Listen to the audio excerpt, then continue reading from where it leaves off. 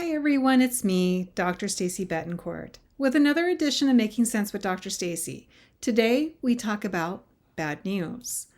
So let's talk about this a second. I think it's fair to say that very few people enjoy getting bad news. And true, there are some who might enjoy it, but it's when others get bad news. But that's a discussion for another day. Today I pose the question, is there ever a good time to get bad news? In general, we could say no. But then again, what if getting bad news ended up helping to avoid something even more serious from happening? For example, you come out ready for work and you discover you have a flat tire.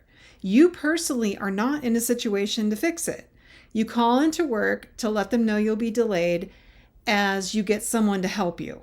And then you find out that there was a bad car accident or something happened in the exact time and place you would have been at the time of occurrence.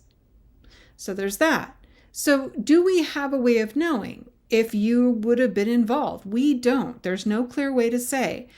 But you are now in a situation that the possibility could have been higher. We know that we can't avoid bad news, and sooner or later we will know it will happen to us. So what do? How do we handle what happens to us when it does? How do we handle the bad news? I have two ways of thought on this. The first is I acknowledge there is no perfect way to handle bad news, as our reactions are connected to our emotional responses. But as I spoke about last week, we can learn to control our mental processing and therefore our responses during those times. Here is where it matters. If one reacts all the time with an emotional outburst, it becomes difficult to adapt to the news and seek resolution if there is one. And usually there is some form of resolution that we can take. And no matter what the news may be, we have to understand that we have to fix, change, process, or accept whatever has happened.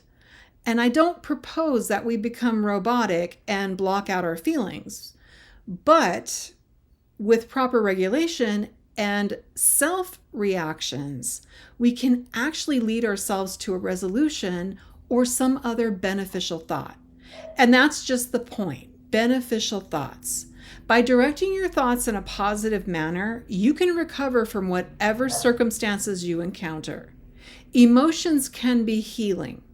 After all, like I said, we aren't robots, but we can also owe it to ourselves to encourage self-healing when circumstances are more serious. So the important connection is healing or overcoming bad things that happen. And it depends on our own will to readjust, process, and then move forward. This is especially true when it comes to forgiveness, which is the only course of action.